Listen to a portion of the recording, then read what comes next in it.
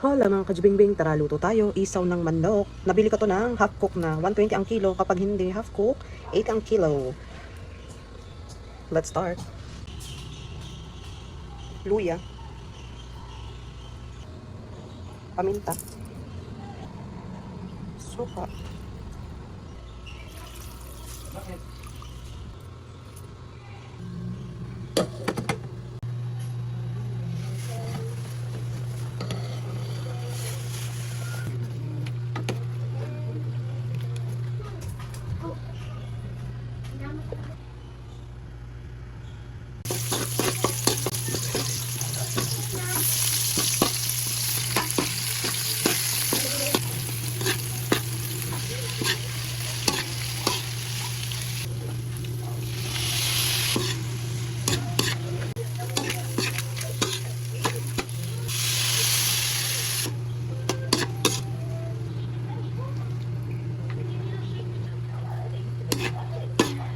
So, nalimutan ko mag-video. Ang inad ko na lang dyan is sugar. So, ito na ang adobong isaw na manok ni Jubingbing. Thank you for watching!